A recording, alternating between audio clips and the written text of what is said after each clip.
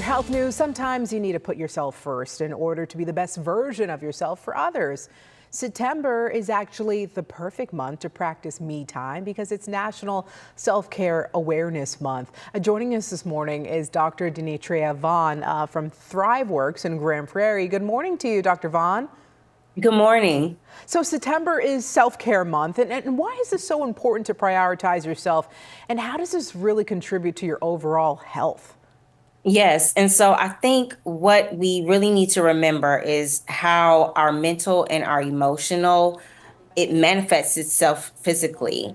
And so it's important for us to take care of our mental and emotional. When we feel stressed, when we Hmm. feel overwhelmed, when we experience anxiety, that saying stress kills, you know, it's not the stress itself, but it's how we're managing it. It's not the anxiety itself or the depression itself, but it's how we're managing it. When we experience sadness and anxiety, and those are natural emotions, but we just need to know how to manage them and manage them in a healthy way. And so it's important that we do that for our health. We experience high blood pressure and rapid heartbeats and stomach issues by not managing our emotions in a healthy way. So yeah, that's why it's important. You know, Dr. Vaughn, I'm sure a lot of people struggle to find time for that self-care, but what are different types of ways that people can practice self-care? Maybe going for a walk. I don't know. You're the doc here. Yeah, for sure. Definitely. Exercise, physically, exercise, eating healthy, making sure that you're getting enough sleep. Those are Uh-huh. definitely important.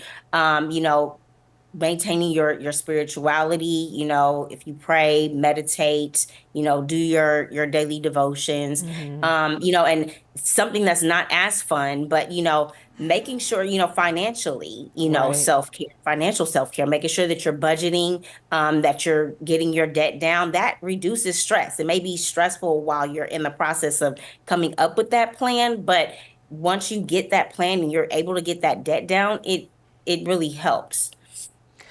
Dr. Vaughn, before we go here, can you really speak to the way that self-care is kind of linked to mental health as well? Yeah, I mean, so when we take care of ourselves, we become our better selves. A lot of times, we become our better selves for other people. We have Hmm. this misconception that when we don't take care of that when we take care of ourselves, that we're putting others last.